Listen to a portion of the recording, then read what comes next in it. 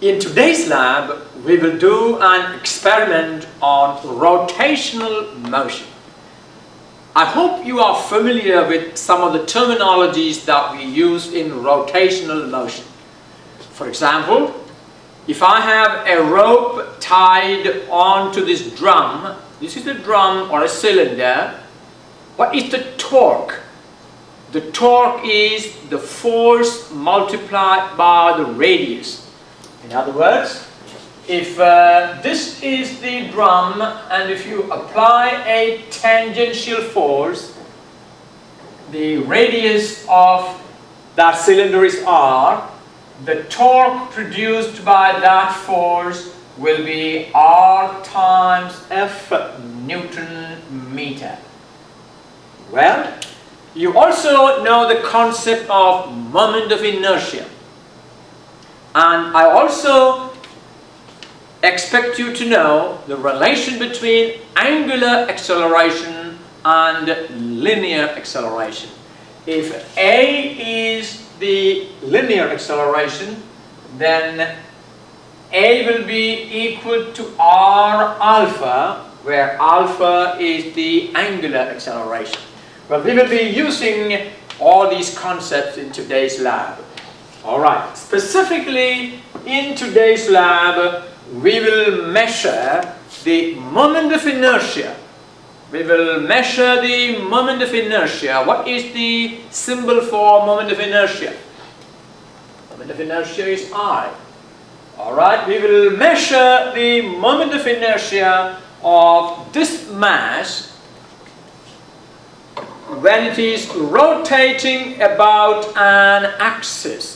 Now, this is the axis of rotation. I hope you can see this. Well, against my jacket would be. Alright, this is the axis of rotation, and we will make it rotate. Alright, and we will measure the moment of inertia of this about this axis. Now tell me, what is the moment of inertia of a rotating object about an axis of rotation if the mass of the object is m and the distance of the object from the axis is r? You can actually measure it right here. That will be I equal to mr squared. The moment of inertia of, let me write it over here. Moment of inertia of an object of mass m rotating at a distance r from the axis of rotation is I equal to mr squared.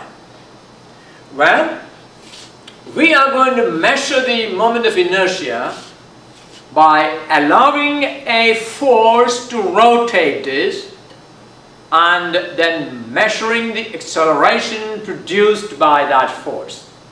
Alright, let me explain the method of the experiment. Well, before that, let's work out the theory so that I can move from the board and come over here, zoom on to the experiment. Alright, let's explain the theory of the experiment. Now, first of all, we have an axis, and we will be using the radius of this axis. Alright, now I want you to measure the radius. Now what I'm going to do is, I'm going to use a vernier caliper and take this measurement, and I'm going to zoom it on the camera, and I want you to read it. Well, if you want, all right, here it is. Now, if you look here, this over here, well, what is that reading? That's 0.5. It goes from here, that's 0.5, that's 1, that's 2, they are in centimeters. Now, you need to take the reading corresponding to the vernier 0. That's the reading you need to take. Now, what is that reading? It is definitely less than 1 centimeter. Read that and write down as the radius of the rotating axis. This reading you took now is not the radius of the stem, but the diameter of this constriction. Well, we need to find the average diameter of this constriction and the stem. So, let's write down the measured diameter, whatever value you measured now, let's call that D1. So, that will be D1 equal to whatever you got. We will write it as D1. Alright? In centimeter or meter. Finally, your result must be in meters. Now, let's now measure the diameter D2, the outer diameter of the stem. Now, I'm going to ask you to read this diameter, alright? You are now ready to take that reading. If you look at this, this is 1 centimeter, and so the reading you will be taking will be corresponding to this line. So that will be, well, more than 1 centimeter. I'm going to ask you to read that on your own. So that is the diameter D2, the outer diameter. Now we need to take the average of the two values.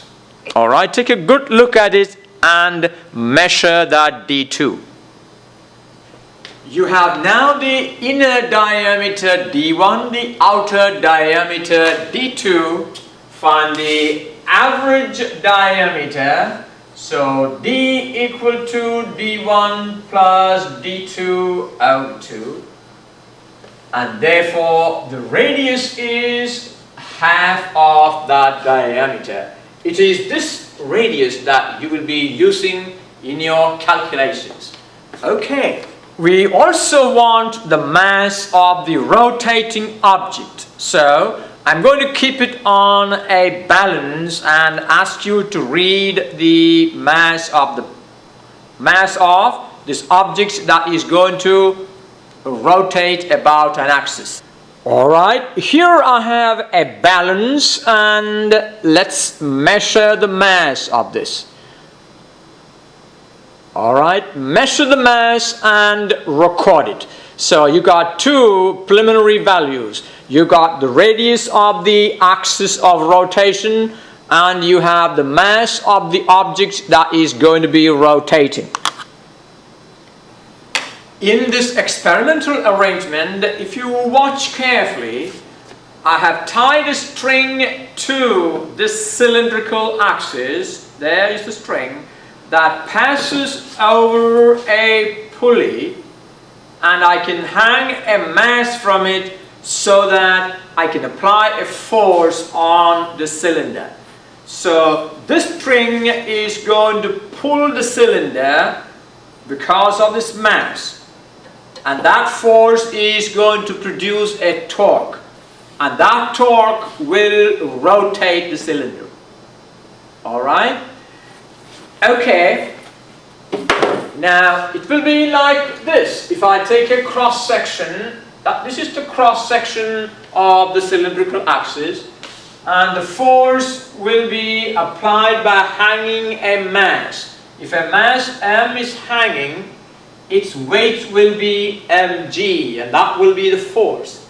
And that force will produce a torque such that the torque will be equal to this radius which we just measured. You just measured that radius. So that torque will be, let me write it over here. That torque will be equal to radius times mg. Now, what is the relation between torque and angular acceleration? Well, the torque is the tau equal to I times alpha. Therefore, if I replace tau equal to I alpha, I'm going to do it over here. We have a tau equal to I alpha. Well, we just said that our tau is, what is our tau? The torque is the force multiplied by that radius, and that tau equal to radius multiplied by mg. And as a result, we now have I alpha equal to radius multiplied by mg.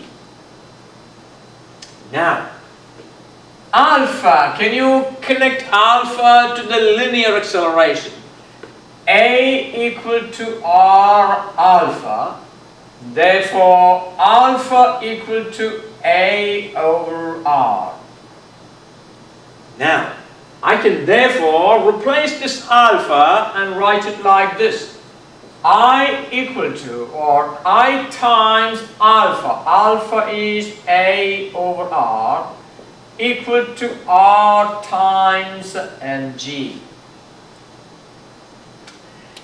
Okay, and now we must find a way to measure this linear acceleration.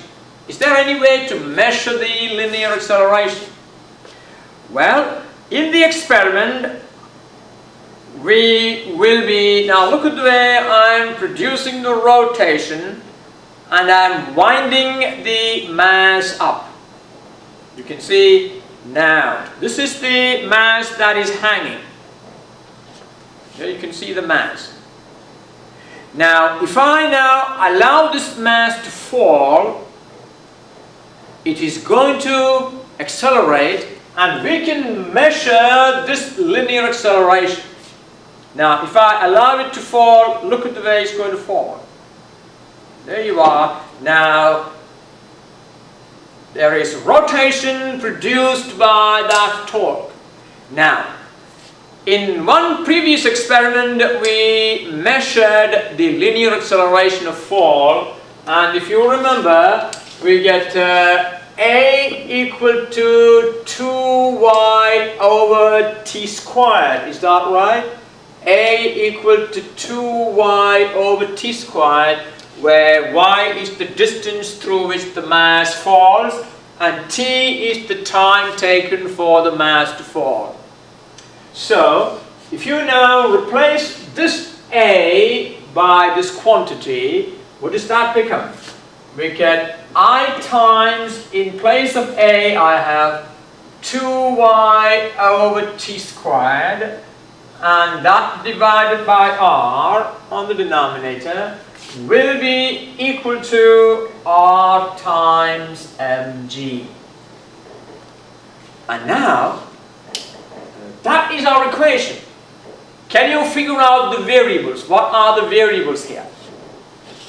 Well, I will tell you, one variable is the mass that is going to hang. You see, the mass on the weight hanger, this is going to be one variable. We will vary the mass on the weight hanger. So that is one variable. What is another variable? When the mass changes, what is going to change? Any idea? Well, the time taken for it to fall will change. So, you have t is a variable and y is a variable. Alright, our equation is not good. Y is not a variable. What is y? Y is the distance this mass falls through. That is going to be a constant. That is not varying. But what is varying is the mass. This mass varies and with it the time varies. So mass is one variable, then time is the other variable. So let's solve for m. What is m equal to? What will be m equal to? It will be 2iy Alright, 2IY divided by what?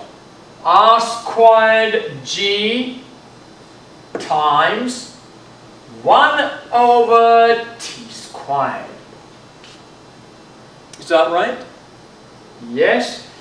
That will be 2yi divided by R squared G times 1 over T squared. That means if you now draw a graph of M on the vertical axis and 1 over T squared on the horizontal axis, the slope will be this quantity 2IY divided by R squared G. Now, we know Y, we will measure that Y, I will give it to you. So we know Y, you know R, you just measured it in the beginning. We know our G, and therefore using the slope, you can calculate the value of I. Now, that calculated value will be your experimental value. Now, you can also calculate theoretically, I will be, what is the theoretical value of I? The theoretical value of I equal to m r squared. No, don't confuse between this m and this m. This is the mass that is on the weight hanger, whereas this m is the mass of the rotating object. Is that right? It's over here. We just measured that mass. So, this mass we measured, you know what it is. Therefore, and r will be the distance of this mass. We will do the experiment for two different values. The r here is the distance of the rotating object from the axis of rotation. This is the distance r, and that will be given in the experiment. Now, therefore, the first thing to start with in the experiment is measure this time t for different masses. For this mass, we will fix this mass at a distance equal to this r, and we are going to do it for two different values of r. And each time this r is going to remain a constant. We are not going to change it for that particular experiment. The first value of r, I'm going to do it for r equal to 10 centimeter, and then we will repeat it for r equal to 15 centimeter. Alright? Now we will, let me do the other way around. We will do it for r equal to 15 centimeter, then repeat it for r equal to 10 centimeter. Now, remember, for this particular experiment, that r will remain a constant. So, in our experiment now, we will fix this mass at a distance 15 centimeter from the axis, and then measure the time taken for this mass to fall to the ground. That is our t. Alright? Then we will change this mass. This mass will be changed, and that is one variable. The time is the other variable. But there is one thing that we need to really, you see, we're going to measure the time taken for the mass to fall due to the rotation. Now, it is the moment of inertia of this mass that we want. Therefore, we need to first of all do an experiment with this equipment alone without the mass. We are going to measure that time, and that is going to be called t0. And then we will measure the time with the mass. That will be, we will call t1. Then the actual time will be that t1 minus t0. I have given you a table. I think I have given you a table and I have described the method in the manual in detail. So remember, you always read the lab a couple of times and understand the method of the lab, and then watch this movie completely before you start taking your readings. Alright, so what I'm going to do is I'm going to start to measure the time without that mass. That mass I just taken out. Alright, and now if you look at the experiment, we've got the first mass that we're going to use is, I think, 250 gram. Is that right? Can you look at the lab and find out where it is? Now, before you start taking measurements, please make sure that you have the stopwatch opened and is available for you to use. Alright? Get the stopwatch and keep it on the desktop so that when the video plays, you can work on the stop clock. You can start and stop it. Okay? Once you're ready, value of y, that is going to remain a constant. Now, I'm not going to write it down, but I'm going to measure it and give it to you. Okay, the value of y is 98 centimeter. 98 centimeter. Okay? Take note of that. Y equal to 98 centimeter. Alright, if you are ready, we are now going to measure the time taken by this mass. This is 200 gram. I think earlier on I said 250. Now we will start with 200 gram. So we will now measure the time taken by this 200 gram to fall all the way to the ground, and it will be applying the force on the stem, rotating it. Now that means in order to measure your time, you need to have your stop clock. So please make sure that you have your stop clock on your desktop, and that is available on the video when you want to turn it on and off. Now if you don't have it, now stop the video now and get the clock in place. Okay. Well, we have measured the height y, which is 98 centimeter. I'm going to allow the mass now to fall through that height. Are you ready for measuring the time? Let's go. 1, 2, 3, go.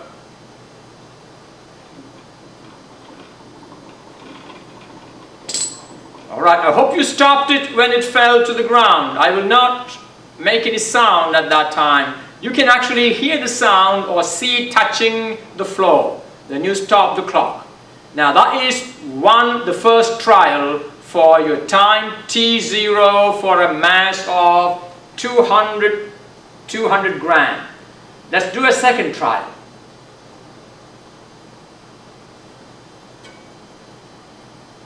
Alright, I'm going to wind it up so that the mass comes back to its original position of y equal to 98 centimeter. Okay, there we are. Ready for the second trial? 1, 2, go.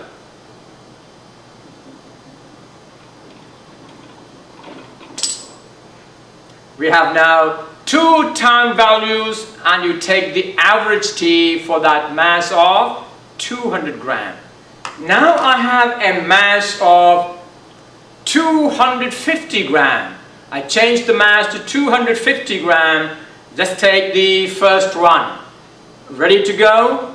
1, 2.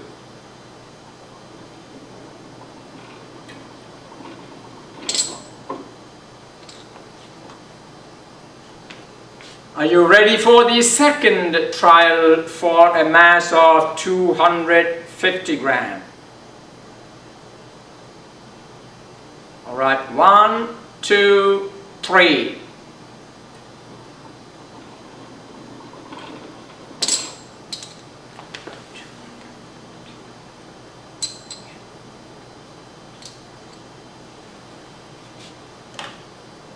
I'm now going to change the mass to 300 gram.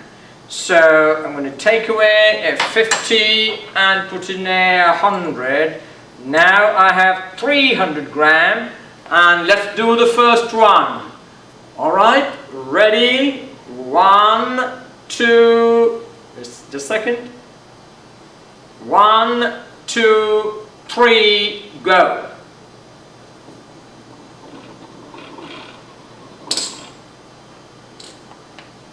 I think I'm not consistent in saying 1, 2, 3, go. Is that right? I think I'll try and be more consistent. Alright, let's rewind it. Okay, let's do a second run for 350. Ready? 1, 2, 3, go.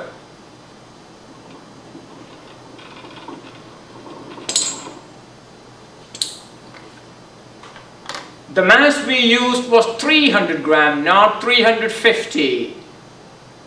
Alright?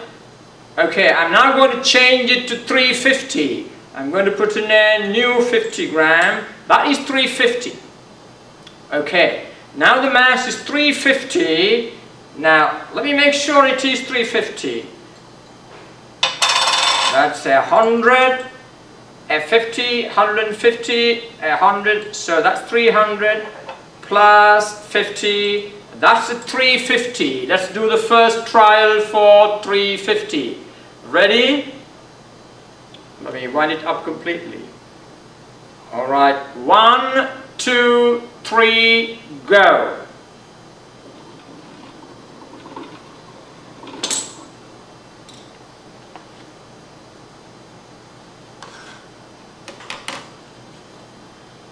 Are you ready for the second run for the mass 350? Ready? 1, 2, 3, go.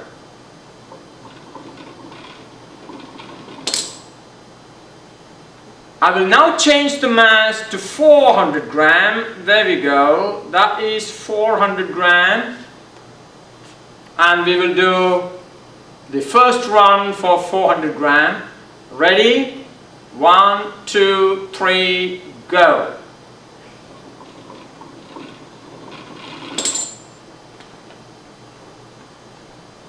Now the second trial for a mass of 400 grams, is that right? Okay, you've got to keep track of that. Ready? 1, 2, 3, go. Alright, we have now measured the T0 values for how many masses? 200, 250, 300, 350 and 400. I hope you got all those values. T0 values for those masses. Now, in the next part, let me readjust the camera a bit.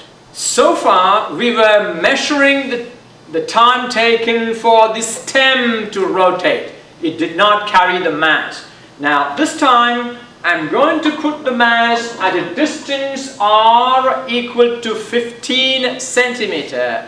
In other words, the distance of this from the center of the axis. Now, this is the center of the axis, and the distance of the mass from the center of the axis is going to be 15 centimeter. So, we got r equal to 15 centimeter. Let me measure that distance and make sure I have it right.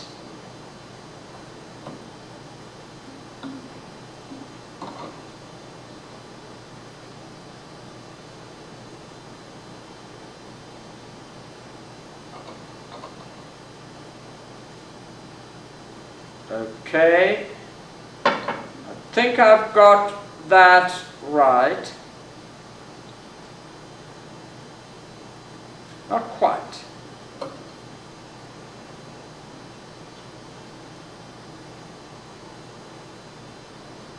Yes. So I have now the mass attached at a distance r equal to 15 centimeter from the axis of rotation. We will now measure the time taken for the same masses to fall through the same height. So we're going to repeat the same experiment. This time we are going to measure the time t1. Alright? So far we were measuring the time t0. We are now going to measure the time t1. That is the time taken for the axis as well as the mass together to rotate. Alright? And what is the first mass we are using? 200 gram. Okay. Right, are you ready for the first trial for measuring the time t1 with the mass in its place? And this mass, the hanging mass, is 200 gram. Okay, let's go. 1, 2, 3, go.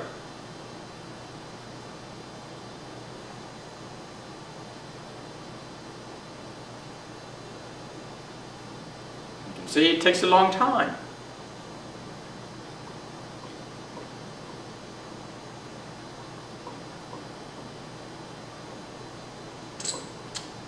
Okay.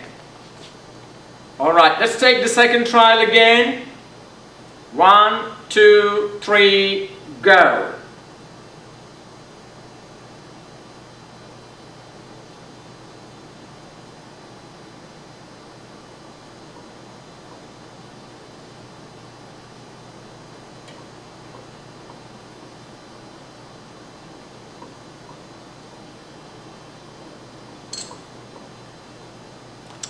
Alright, we have two.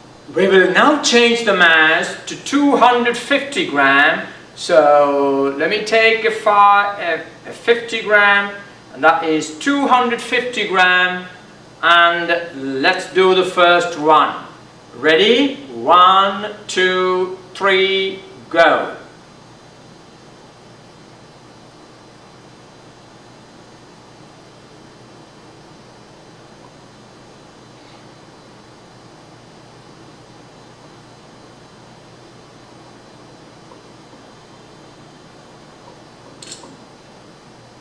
That's the first run.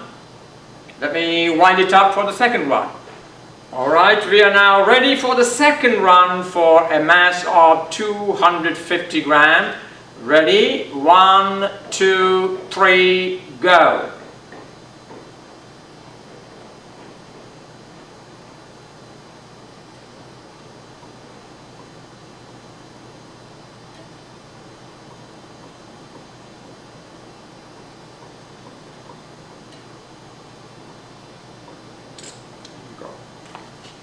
We will now change the mass to 300 gram. So I'm going to take a 50 out and replace it with a 100. So I have 300 gram here. Ready for the first run. Okay, 1, 2, 3, go.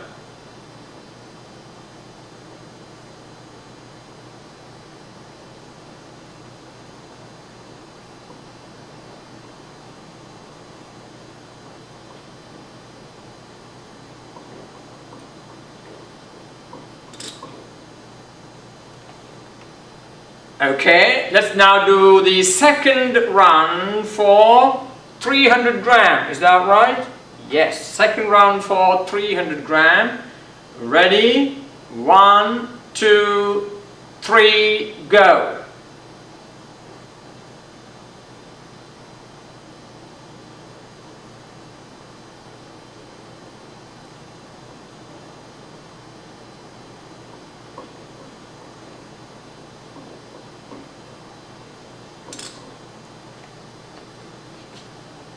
As to 350 gram, I add another 50, that will be 350 gram.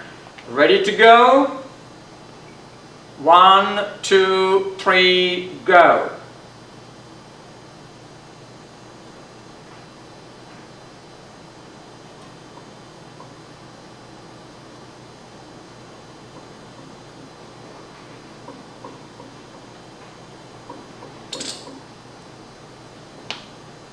I don't think we did a second run on 350. Let's do the second run on a mass of 350.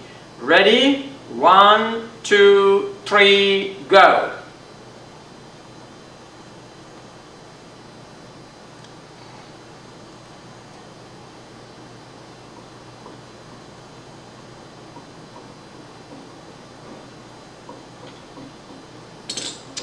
There we go. We will now change the mass to 400 gram. I'm going to put another 50. Now the mass is 400 gram, and let's do the first run. Ready? 1, 2, 3, go.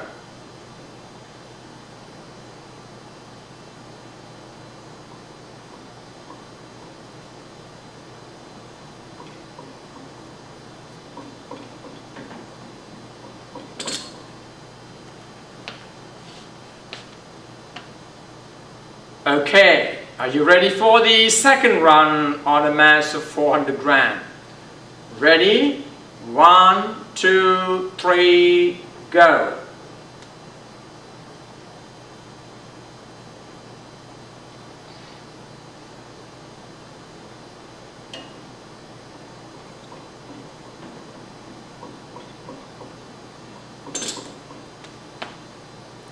We have now two time values, T0 and T1. Now, T1 minus T0 is the time T.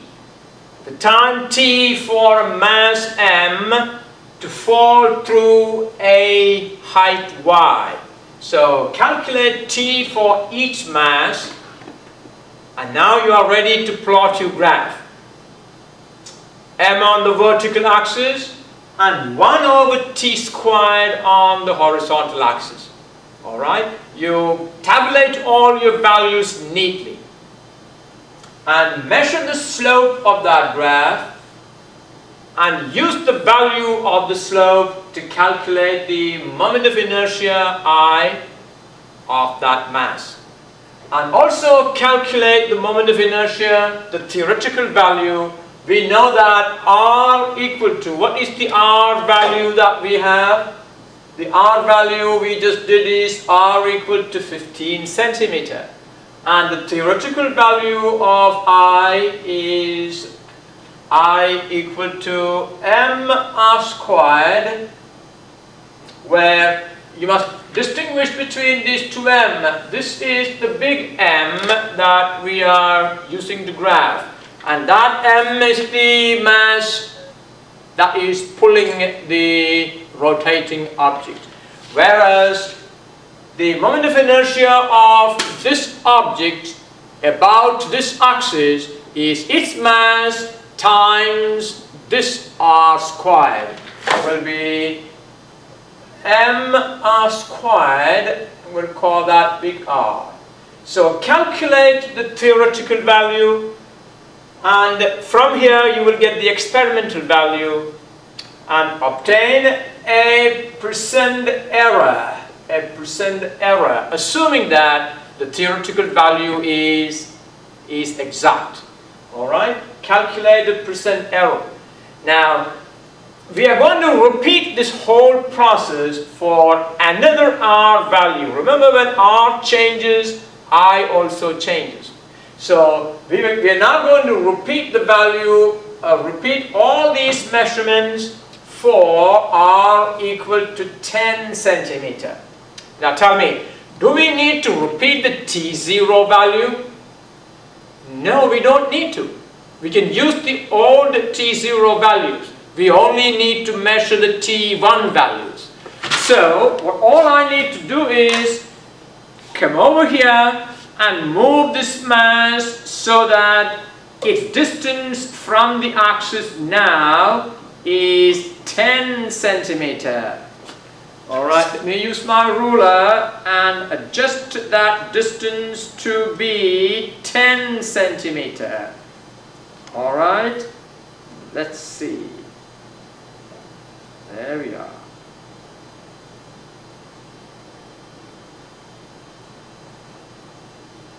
Well, I think I've got that at 10 centimeter. So this time the big R is 10 centimeter, and we are going to now repeat the values of T1. You can use the same old T0 values. Alright? Okay. Let's get going then. We will start by measuring the time T1 for a mass of 200 gram. Alright, ready for the first trial? Let's go. 1, 2, 3, go.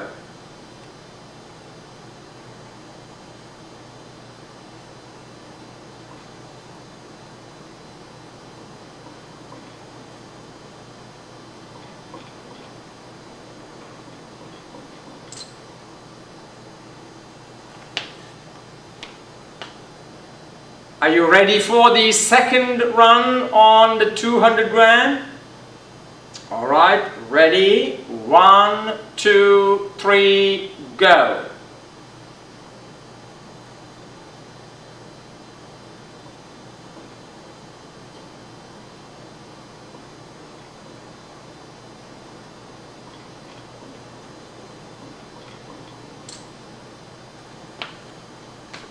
We will now change the mass to 250 gram. Alright, let me add another 50. So that's 200 plus 50. Now it is 250 gram. Ready for the first trial? 1, 2, 3, go.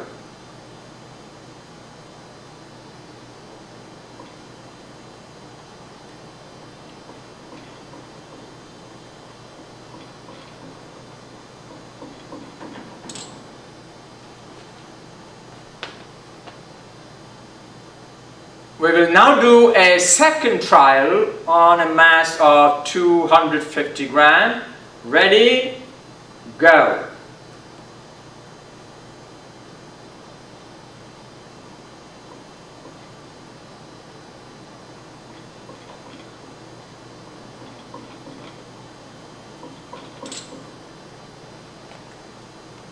You know what, I'm going to give you one more trial there, because last time I said ready, go. I did say 1, 2, 3. Okay, let's do another trial on 250 gram. Ready? 1, 2, 3, go.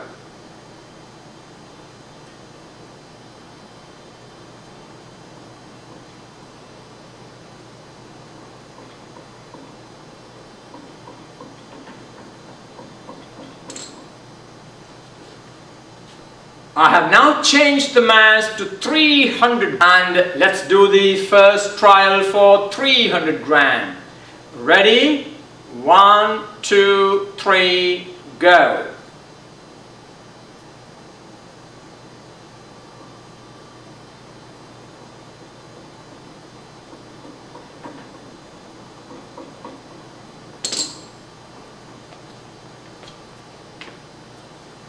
Let's do a second trial for 300 gram. Are you ready? Well, since you don't get too much time in between, you may be struggling in between writing down. So, okay. The second trial for 300 gram. Ready? 1, 2, 3, go.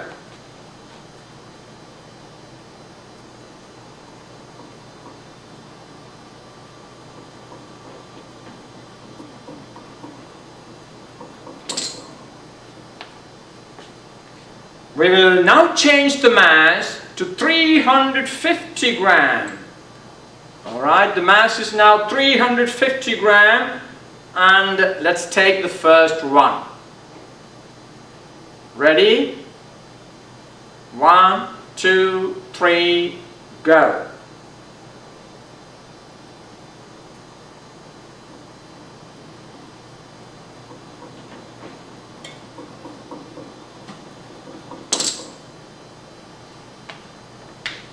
Okay, are you ready for a second trial for a mass of 350 gram? Ready? 1, 2, 3, go.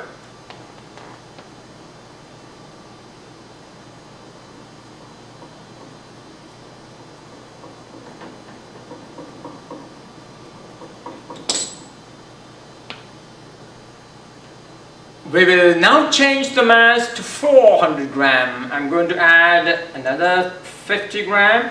So the mass is now 400 gram. Let's now take the first trial. Ready? 1, 2, 3, go.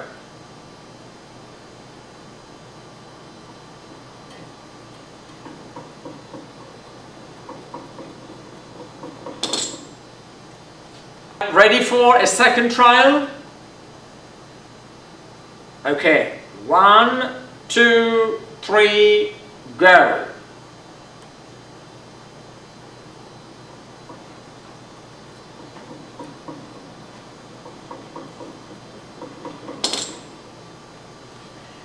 You have now the complete data for the second part where r equal to 10 centimeter. You can now draw a graph of the m values on the y-axis. You see those m values are the same as case 1, but the t values will be different. As a result, you will see that the moment of inertia will be smaller. Is that right? Yes. So, measure the slope and obtain a value for moment of inertia and calculate the theoretical value as I equal to mr squared and obtain a percent difference there also. So you have two graphs and two results, and make sure that your tables are all properly drawn, and give me a good description of the experimental setup. You see, what you saw here, because you did not help me in setting up the lab, I want you to give me a good description of what the experimental setup was. Alright, so I want you to give me a good write-up in your own language. The experimental setup, the method, and finally, I want you to comment on the accuracy of the experiment. What are some of the things that really are wrong with the experiment? How will you improve it? All these things are important. Okay, I will see you for the next lab later on.